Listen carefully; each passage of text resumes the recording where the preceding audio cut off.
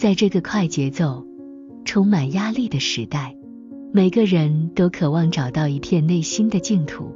你是否曾梦想过，有一种方法可以帮助我们放下外在的纷扰，找到真正的平静与自在？今天我们要探讨的是大乘佛教中一部极其著名的经典《般若波罗蜜多心经》，简称心经。这部经典虽然只有短短260个字，却凝聚了般若智慧的核心，以简洁的语言揭示了佛法的深奥哲理，被广泛传颂和研究。它蕴含的智慧能引领我们走向内心的安宁。接下来就让我们一起探索这部经典的内涵，及其如何帮助我们在喧嚣的世界中寻得一份宁静。心经的核心在于揭示一切法空性的真理，它教导人们破除对世间万物的执着，认识到一切现象的本质都是空无自性的。这里的空并不是指不存在，而是指所有事物都没有永恒不变的实体或自我。这种洞察使修行者能够超越生死轮回的束缚，达到涅槃的境地。心经开篇即言：观自在菩萨行深般若波罗蜜多时，照见五蕴皆空。这里提到的五蕴指的是构成众生存在的5种要素：色、受、想、行、识。通过观察这些要素的本质为空性，修行者可以逐步摆脱对他们的依赖和执着，从而达到一种超越的状态。话说这心经的历史可以追溯到公元1世纪左右的印度，那时候佛教已经逐渐发展成为一种重要的宗教力量，般若学派更是其中的佼佼者。般若学派注重智慧的开发，认为唯有通过般若波罗蜜多即智慧到彼岸，才能真正解脱生死轮回之苦。到了4到5世纪间，心经的最终定型完成，成为了般若部经典中最短小精悍的一部。在中国，这部经典最早是由东晋时期的高僧鸠摩罗什翻译的，时间大约在公元404年。鸠摩罗什大师精通梵语，他所译出的佛经不仅准确，而且语言优美，因此深受后人喜爱。随后到了唐代，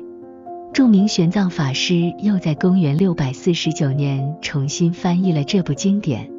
他的译本更加精准，也更接近原意，因此流传至今。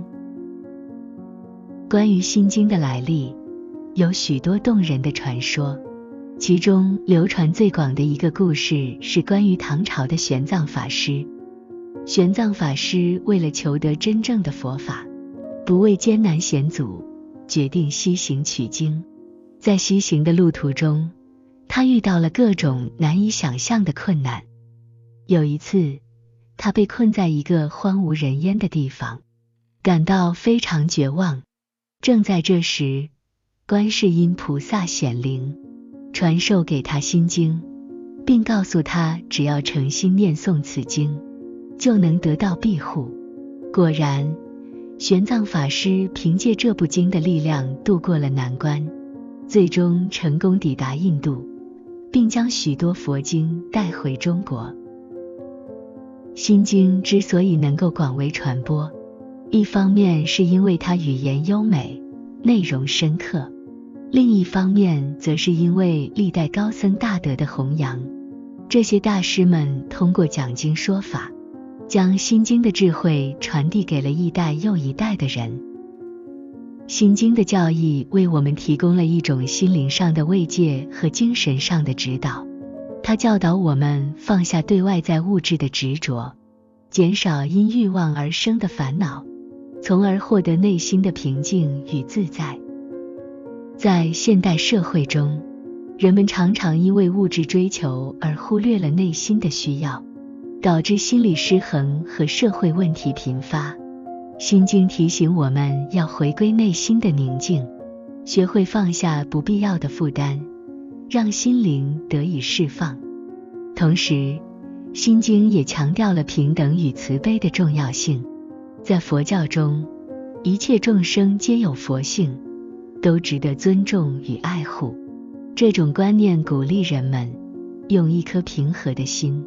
去面对生活中的困难与挑战，以智慧和慈悲的态度去帮助他人，共同创造一个更加和谐的社会。在这个过程中，不仅能够帮助他人，也能净化自己的心灵，提高自身的道德修养。心经不仅是佛教徒修行的重要指南，也是普罗大众寻求心灵安宁与提升生命品质的宝贵财富。不论你是佛教徒还是普通信徒，都可以从心经中汲取力量，